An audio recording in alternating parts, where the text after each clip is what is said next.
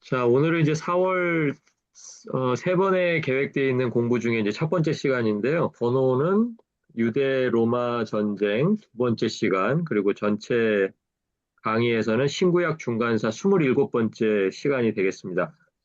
2주 전에 우리가 공부를 1번을 했었는데요. 유대 로마 전쟁. 혹시 유대 로마 전쟁 1번 뭐 생각나는 거 있으신가요? 일단은 아마 여러분 생각나시는 게 한 인물 정도는 생각이 나셔야 되는데 바르 코크바라는 인물입니다. 그게 이제 유대 2차 유대 전쟁 때 인물인데 바르 코크바라는 뜻이 이제 별의 아들이었잖아요. 별의 아들. 그래서 이제 어떤 그 유명한 그 당시에 이제 굉장히 권위가 있는 율법학자가 그 민수기 24장을 인용하면서 24장에 이제 그 야곱에게서 한 별이 나올 거다.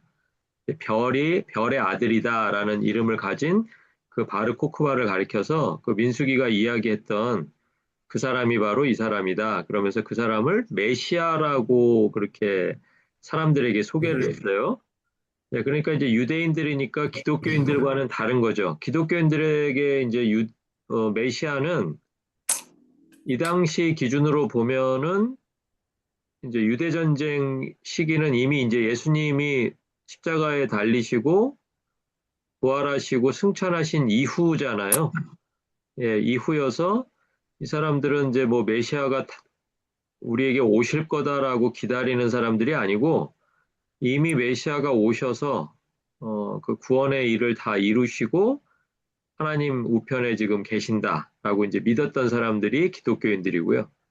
그리고 그거에 반해서 유대인들은 아직도 메시아가 오시지 않았다. 그러니까 메시아가 오셔야 한다라고 믿는 사람들이 이제 대부분의 유대인들이었습니다. 그러니까 이제 그 사람들이 기다리고 있던 메시아는 뭐 다른 사람이 아니고 로마로부터 또는 이제 그때그때 이제 유대인들을 지배하던 제국이 계속 바뀌잖아요. 그렇죠? 그래서 신구약 중간 역사에 등장하는 제국을 다시 한번 저희가 좀 리마인드를 해보면 맨 처음에 어디였죠? 맨 처음에는 바벨론이라는 제국이 있었습니다. 그렇죠? 바벨론. 그래서 우리가 기억하는 왕도 있었고 느부갓네살이라는 왕이 있었고요. 그리고 바벨론 제국이 오래 갈 것 같았는데 또 더 강력한 제국인 바사 제국. 바사 제국에 멸망을 했죠. 그래서 바사 제국은 또 우리가 유명한 왕 기억하는 사람이 있죠. 고레스 왕입니다. 고레스. 조서를 내려서 포로들을 다시 본국으로 그냥 돌아가게 한 것도 아니고 성전을 지으러 올라갈 사람은 다 올라가면 하나님께서 그들과 함께 하신다. 뭐 이런 이야기까지 하면서 올려보냈던 그 고레스 왕이 있고요. 그 바사 제국도 결국은 그 헬라 제국에게 또 멸망을 하죠. 그래서 헬라 제국은 우리가 기억나는 왕이 또 특별한 왕이 한 명 있죠. 헬라 제국을 시작했던 알렉산드로스라는 그 왕이 있어서 그렇게 왕들 또 제국들에 의해서 지배를 계속 받고 있었습니다. 그러니까 그때마다 메시아를 계속해서 기다려 왔던 거예요. 언제나 우리에게서 어, 다시 다윗 왕조를 회복시켜 주실까? 이제 그것을 기억하면서 어, 메시아를 기다리고 있었죠. 그러니까 로마 제국도 마찬가지죠. 뭐 로마는 뭐 황제들이 뭐 여러 황제들이 있죠. 예. 뭐 우리가 알고 있는 뭐 네로 황제도 있고요. 아구스토도 있고요. 뭐 그런 황제들이 이제 쭉 있었는데 역시 마찬가지로 유대인들이 기다리고 있는 메시아는 그 로마를 무찔러 주시고 그리고 다윗 왕조를 다시 한번 세워주실 이제 그런 사람을 기다리고 있었는데 마침 그 민수기에서 이야기했던 별이 우리에게 올 거다라고 했는데 그 사람 이름이 마침 별의 아들이었던 거예요. 그래서 그 바르 코크바라는 사람을 메시아로 소개해서 그 사람을 중심으로 해서 굉장히 많은 사람들이 이렇게 모이게 됐고 그것 때문에 초반에는 좀 어, 로마에게 좀 이제 이기는 듯 했지만 결국은 로마가 이제 1차 유대 로마 전쟁에서 배운 바가 있어서 뭐 8년 동안 걸렸잖아요. 1차는. 그래서 2차는 오히려 더 크게 전쟁을 벌였는데도 로마가 이제 한번 학습한 게 있었기 때문에 이대로 놔둬서는 안 된다. 그래서 오히려 한 3년 만에 그냥 모든 그 반란 세력이 다 진압이 돼버리는 그런 식으로 진행이 됐다. 거기까지 아마 저희가 공부를 하고 지난주에 공부를 마쳤던 것 같습니다. 자, 그러면 이제 그 유대 로마 전쟁이 도대체 우리가 이렇게 신앙생활 하는 거하고 무슨 상관이 있나? 그게 중요하잖아요. 그렇죠? 우리가 뭐 역사에서 무슨 한 사건을 딱 이렇게 기억하고 뭐 이해하고 하는 것도 중요하지만 결국 이제 오래 남는 것은 우리의 신앙생활하고 무슨 관련이 있나, 연관이 있나, 이제 그렇게 좀 연결을 시켜가면서 이해를 시켜야 됩니다. 자, 그런데 이제 유대 로마 전쟁의 의미가 뭐냐면 유대교하고 기독교하고 완전히 서로 갈라선 계기가 되었다. 이제 이렇게 기억을 해 주시면 되겠습니다. 그러니까 그 전까지는 예를 들면 예루살렘만 들여다봐도 예루살렘 안에 여러 가지 유대인들이 있었잖아요. 그런데 거기에 누가 있었냐면 초대교회 교인들과 열두 사도들 뭐 이런 사람들이 다 예루살렘에 있었잖아요. 예, 사도행전 보면 그게 다 나오죠.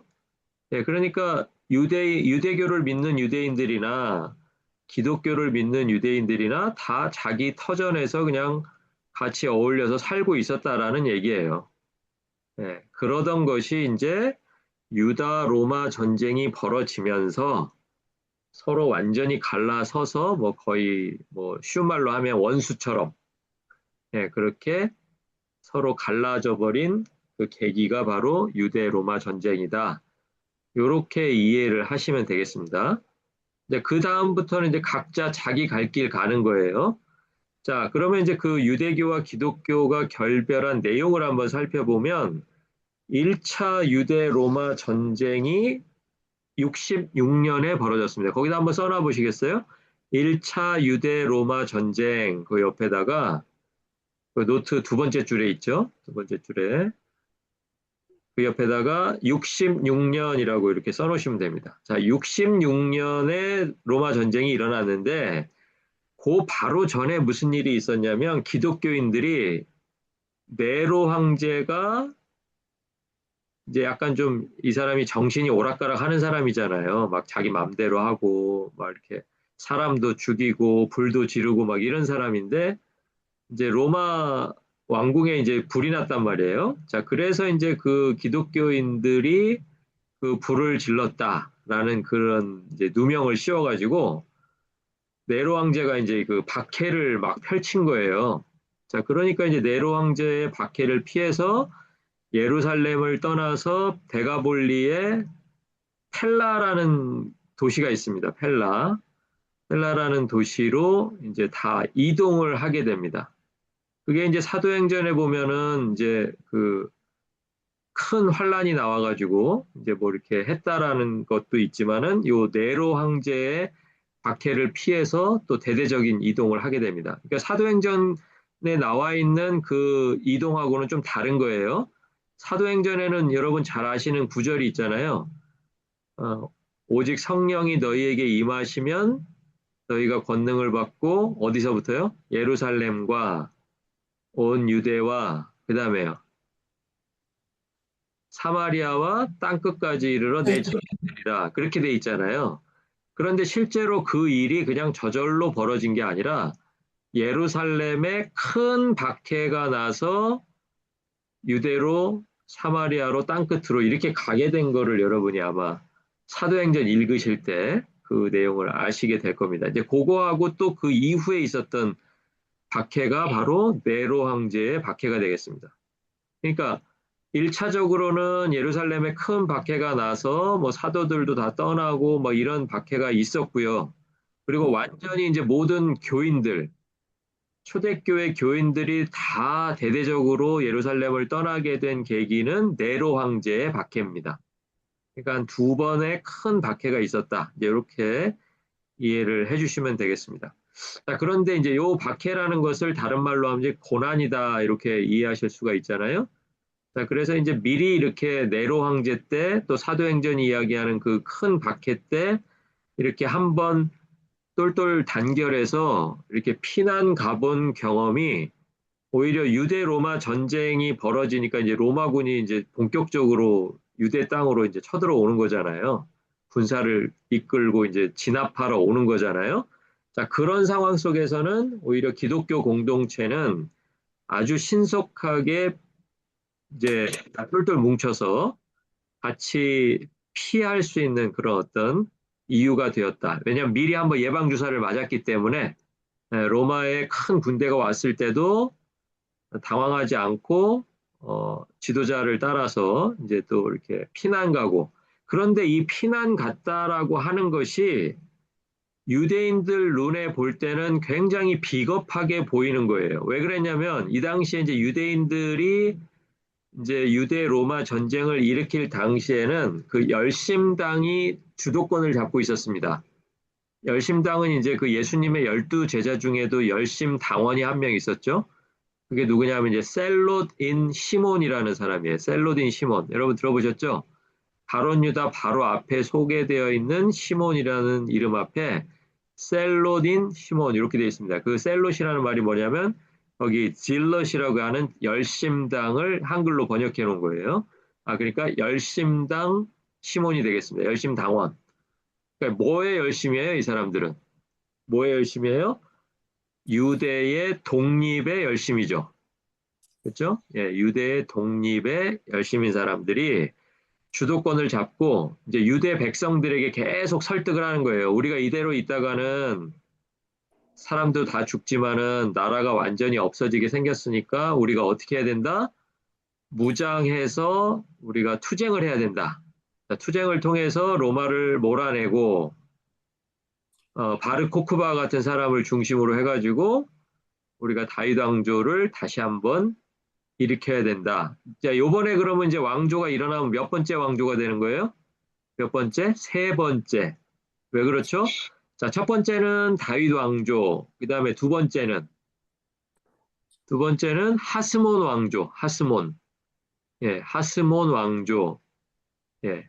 그리고 이제 세 번째로 무슨 이름은 뭔지 모르겠지만 어쨌든 세 번째 왕조를 우리가 세웁시다라고 이제 사람들을 계속해서 설득해 나가는 거죠. 자, 이런 상황에서 이제 기독교인들은 똘똘 뭉쳐가지고 이렇게 피난을 간단 말이죠. 자, 그 피난을 가니까 유대 공동체에서 저것들은 이제 민족의 반역자다, 민족의 배신자다라고 그렇게 낙인을 딱 찍어버린 거예요. 그러니까 그전에는 그냥 뭐 나는 기독교인, 나는 유대인, 또 유대인이면서 또 나중에 뭐 회당에서 뭐 기독교의 복음을 바울이나 누구에게서 듣고 또 이렇게 뭐 기독교로 개종을 하고 뭐 이런 일들이 벌어졌다면 이때 이후로는 기독교 공동체를 완전히 유대인 사회에서는 민족의 배신자들, 민족의 반역자들이라는 이름으로 부르고 대했다. 이제 이렇게 이해를 하시면 되겠습니다. 자, 그러니까 이제 그 계기가 뭐냐면 바로 유대 로마 전쟁이라는 거예요. 전쟁이 없었다면 어떻게 됐을지 모르지만 어쨌든 전쟁 때문에 이렇게 유대교와 기독교가 완전히 갈라서게 되었다. 이렇게 이해를 하시면 되겠습니다. 자, 그래서 그 당시 이제 유대교는 성전을 끝까지 붙들고 있는 거예요. 자, 근데 사도행전에 보시면 성전은 유대교인들만 붙드는 게 아니라 성전에 누구도 올라가요? 베드로와 요한도 기도하러 올라가죠. 사도행전 보면 그게 내용이 있죠. 그렇죠? 기억나세요? 베드로와 요한도 성전에 기도하러 올라가다가 성전 미문에서 안진뱅이를 만나잖아요. 그러니까 기독교인들도 어디를 갔다? 성전을 갔다. 그러니까 성전이라고 하는 것은 기독교인이나 유대인에게 공통된 예배 장소, 기도 장소였다. 이렇게 생각하시면 되는데 이제 피난 가고 막 이러면서 기독교인들을 어떻게 낙인을 찍었어요? 민족의 배신자다, 민족의 반역자다 그랬는데 거기 갈 수는 없잖아요. 그러니까 이때부터는 누구의 그냥 완전히 소유물이 돼버린 거예요? 유대교인들의 온전한 소유물이 돼버린 거예요, 성전. 그러니까 이 사람들은 성전 중심의 유대교가 된 거예요. 자, 그런데 아까 연도 써놓으셨죠, 여러분? 유대 로마 전쟁 몇 년도? 66년도. 자, 그런데 성전이 언제 무너져요? 전쟁이 나고서 4년 만에 70년에 무너져요. 거기다 한번 거기 써 있네요. 그죠? AD 70년. 제가 거기다 왜 써놨어요? 이때 옆으로 이렇게 줄 하나 쭉 그어가지고 성전 파괴라고 써놓으세요. 거기 연도에다가. 네, 거기 제가 어디 말씀드리는지 지금 아시죠? 네, 괄호 열고 AD 70년 이후라고 돼 있는데 AD 70년에 무슨 일이 있었냐면 로마군에 의해서 성전이 파괴되고 돌 위에 돌 하나도 남지 않는 그런 사건이 벌어진 해가 바로 AD 70년인 거예요. 자, 그러니까 유대교인들만의 성전이었던 시기가 짧게 있었죠. 한 4년 정도. 4년 정도 짧게 있다가 이제 성전 중심의 유대교도 아닌 거예요. 이제 성전이 없어져 버렸잖아요. 자, 그러면 신구약 중간사에서 유대교의 두 기둥이 뭐였냐면 하나는 성전, 하나는 율법이었는데 이제 하나가 기둥이 없어져 버렸잖아요. 성전이 없어지고 나니까 이때부터는 뭐가 된다? 율법 중심의 유대교가 된다. 네, 이렇게 우리가 정리를 할 수가 있겠습니다.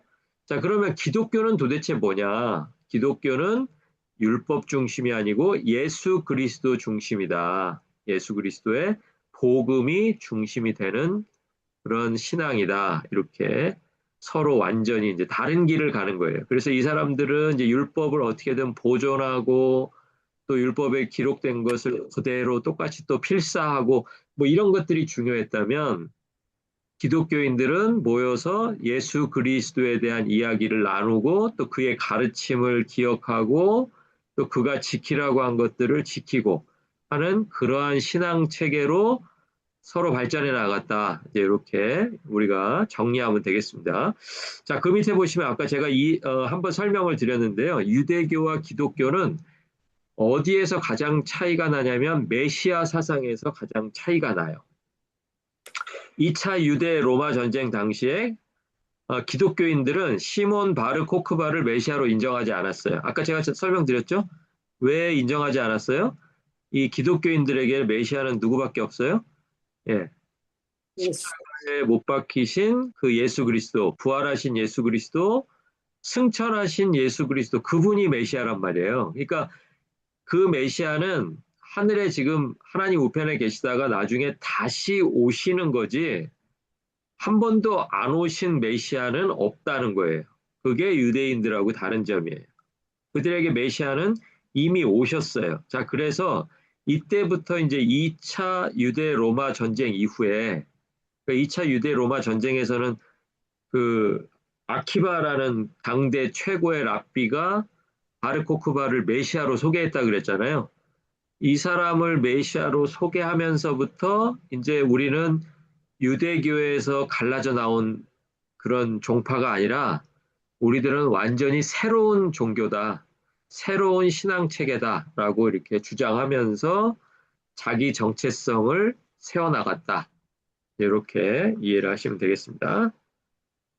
자, 그런데 초대교회가요, 이렇게 박해를 받는 상황을 통해서 오히려 초대교회가 보존이 되는 그런 역설을 경험한 거예요. 자, 이게 무슨 말이냐면, 아까 말씀드렸죠. 사도행전에 나오는 사도행전 8장 1절에 보시면 예루살렘에 큰 박해가 났다라고 하는데 그 큰 박해가 난 사건 바로 앞에, 그러니까 8장 1절 앞에니까 뭐겠어요? 7장 전체가 되겠죠. 사도행전 7장 전체에 뭐가 소개되어 있냐면 스데반이라는 인물의 설교와 스데반의 순교에 대해서 나와요. 그러니까 당연히 또 누가 나오겠어요, 거기에? 바울이 나오죠. 예, 바울이라고 이름 지어지기 전에 청년 사울이라고 하는 인물이 거기 나오거든요. 자, 그러니까 청년 사울은 어디 소속이다? 우리가 공부했죠. 어디 소속? 어디 소속? 사내들인 아, 교회 소속. 예. 젊은 청년이지만 그리고 사두개파예요, 바리새파예요. 아리스. 바울은 바리새파죠. 예, 그러니까 율법에 능통한 율법 학자예요. 그러니까 예, 가말리엘 학부에서 아주 최고의 학문을 배우고 또 거기서 뛰어난 성과를 냈던 그런 젊은 청년 사울이 그 자리에 있었는데 그게 바로 스데반의 순교 현장이었다라는 거예요. 그러니까 스데반이 그렇게 사내들인 공회를 통해서 순교하게 되면서 아, 기독교인들 이대로 놔둬서는 안 되겠다는 생각을 누가 했다는 거예요? 사내들인 공회가 했다는 거예요. 그러니까 그때 박해는 뭐 로마군에 의한 박해가 아니에요. 로마군에 의한 박해가 아니고 유대교인들, 특별히 유대교인들 중에서도 사내들인 공회를 중심으로 한 유대 종교 지도자들이 기독교인들을 핍박해서 그 핍박에 견디지 못해서 유대에서 뭐 온 유대로 사마리아로 땅끝으로 이렇게 피해서 간 이야기가 바로 사도행전 8장의 이야기가 되겠습니다. 자, 그게 이제 1번 박해라면 2번 박해는 뭐냐면 AD 64년에 조금 이제 세월이 흘렀죠. 예, 세월이 흘러가지고 네로 황제가 기독교인들에게 그 왕궁에다가 방화를 했다는 불을 질렀다는 누명을 씌워가지고 또 기독교인들을 박해한 그 박해가 있었어요. 자, 그래서 이 박해를 통해서 어떤 일이 벌어지냐면 예를 들면 뭐 로마에 예를 들면 뭐 예루살렘에 이렇게 모여 있던 사람들이 다 어떻게 퍼져요? 바깥으로 퍼져 나가게 된 거예요. 그러니까 흔히 말하는 디아스포라를 형성하게 된 거죠.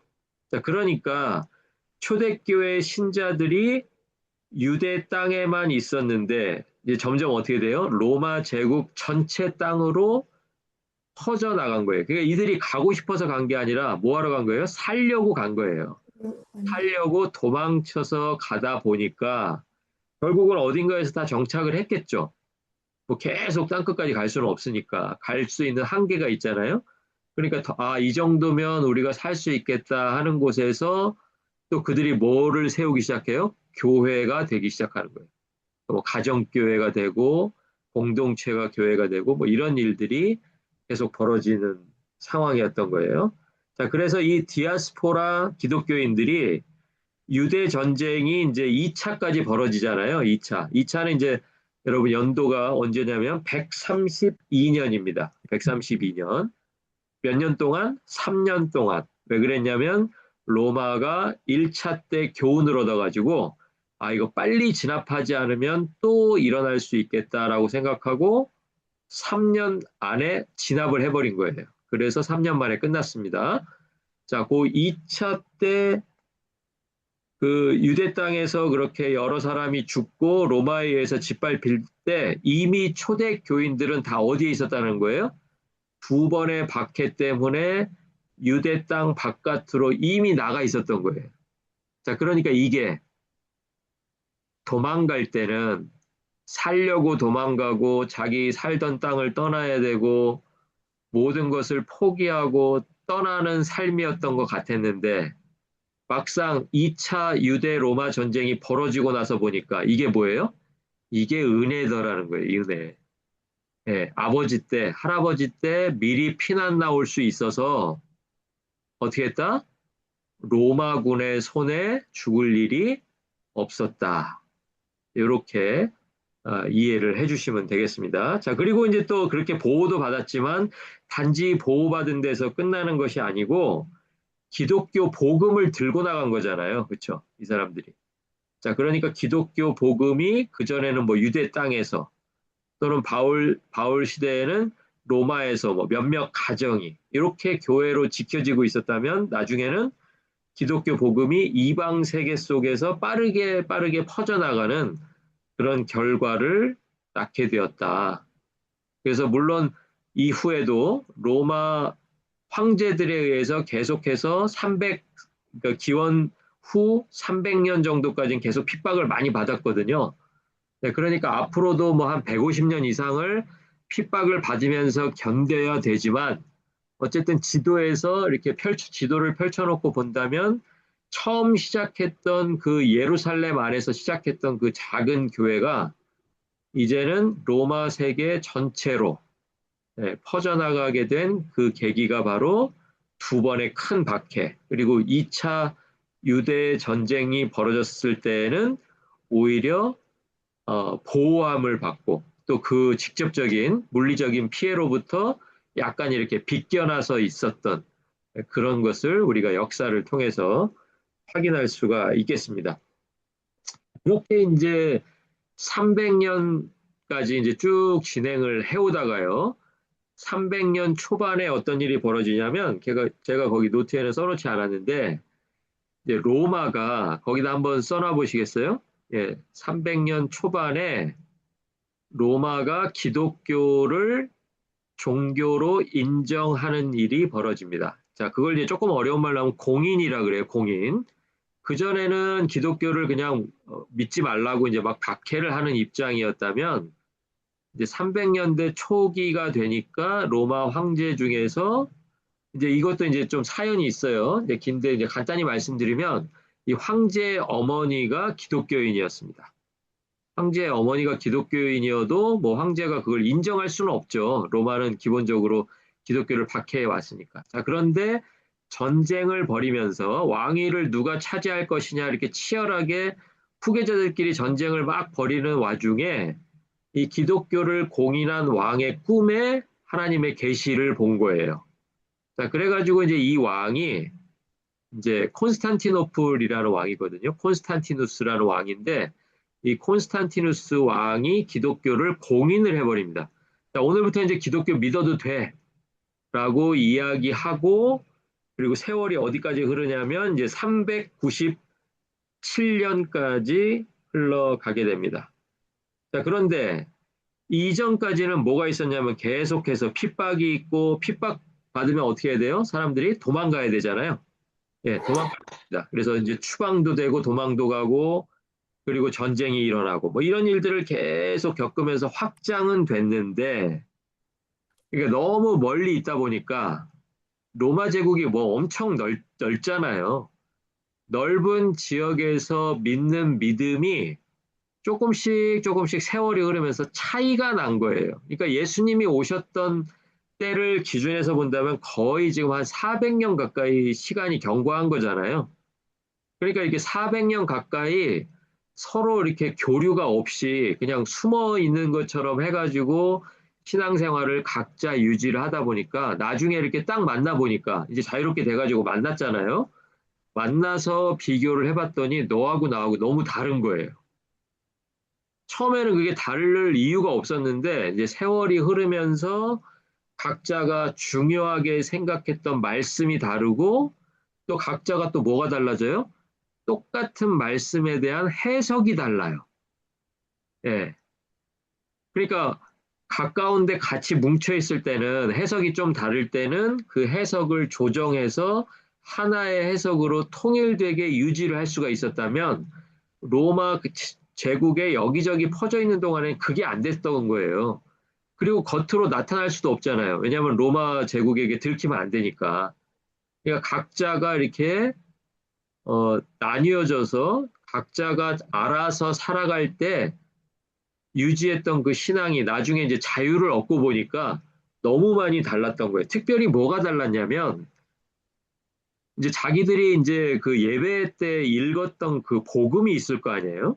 자, 그런데 이제 뭐 예를 들면 우리가 마태, 마가, 누가, 요한 뭐 이런 거는 있단 말이에요. 자, 그런데 이제 이거 말고도 뭐 도마가 쓴 거라든지 뭐 유디시 쓴 거라든지 뭐 이런 복음들을 가지고 있는 지역이 있고 또 없는 지역이 있고 서로 통일이 안 돼 있었던 거예요. 자, 그래서 이걸 좀 어려운 말로 사도적 전승이라고 합니다. 사도적 전승이란 건 뭐냐면 우리가 복음으로 인정하려면 예수님을 따라갔던, 직접적으로 따라다녔던 열두 제자 안에서 그들이 인정한 범위 안에서만 복음이라고 부를 수 있다. 요게 바로 사도적 전승이 되겠습니다. 이해가 가시죠? 야, 그러니까 쉽게 얘기해서 베드로, 요한, 야고보 뭐 이런 사람들이 서로 똑같이 증언해준. 그러니까 우리가 마태복음에서 한 이야기가 마가복음에서 나오고 뭐 누가복음에서 나오고 그런 경우가 있잖아요. 요한복음 나오고. 자, 그렇게 해서 확인된 이게 실제로 예수님의 제자들이 그렇게 듣고 또 기록하고 남겨놨던 이야기다라고 하는 게 이제 그게 사도적 전승인데요. 사도적 전승이 흔들린 거예요. 예, 그러니까 교회가 어떻게 했냐면, 아, 이대로는 안 되겠다. 우리가 신앙의 표준을 좀 세워야 되겠다. 그러니까 아무 문서나 다 예배에 사용하지 말고 우리가 인정할 수 있는 성경이라고 인정할 수 있는 범위를 확정하자. 이렇게 해서 오늘날 우리가 가지고 있는 신약 몇 권이죠? 신약 27권. 예, 구약은 39권이고 신약은 27권이잖아요. 그러니까 그 신약의 27권의 목록이 397년에 종교회의에서 확정이 됩니다. 그리고 그때 했던 그 종교회의의 이름이 뭐냐면 카르타고라는 지역에서 했다 그래서 카르타고 종교회의예요. 예, 카르타고는 지금 아프리카 지역에 있습니다. 아프리카 지역에.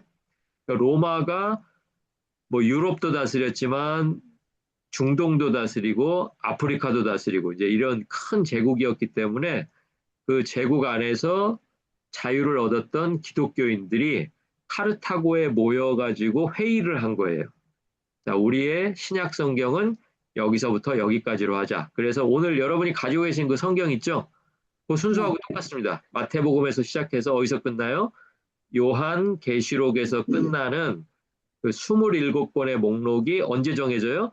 397년 카르타고 종교회의에서 정해집니다. 자, 그래서 종교회의의 결과로 검증을 거쳤다고 생각되는 신약 27권을 정경, 우리가 그걸 이제 좀 어려운 말로 캐넌이라 그러거든요. 캐넌, 정경, 표준이 된다. 그럼 이제 정경 외에 가지고 있었던 또 문서들이 있을 거 아니에요. 누구의 책 해가지고. 그럼 그거를 뭐라고 불렀냐? 예를 들면 대표적인 책이 우리가 두 번째 왕조, 누가 세웠죠? 두 번째 왕조? 마카비라는 사람이 세웠잖아요. 그래서 뭐 마카비 상, 마카비 하, 뭐 이런 책들이 있었어요. 그러니까 그런 책들을 성경처럼 사용했거든요. 예배 시간에 기독교인들이. 자, 그런데 그것은 성경이 아니다. 왜? 사도적 전승이 없다라는 거예요. 왜냐하면 베드로, 요한, 뭐 야고보 이런 사람들이 확인해 준 책이 아니라 그 한참 후대에 나온 거잖아요. 자, 그래서 요거는 인정할 수 없다. 이제 이렇게 해버린 거예요. 자, 그래서 그것을 제가 써놓지는 않았지만 외경이라고 부릅니다. 외경. 정경에 포함된 것은 27권이고요. 정경에는 포함 안 됐지만 그 전에 한 400년 가까운 시간 동안에 지역, 지역에 있는 그 교회들에서 예배 시간에 사용했던 책들을 뭐라고 부른다고요? 외경, 바깥에 있다는 거예요. 외경이다, 이렇게 불러요. 그래서 지금도 카톨릭에서는 이 외경을 사용하고 있습니다. 저희 기독교는 사용하고 있지 않고요. 카톨릭에서는 외경을 사용하고 있습니다.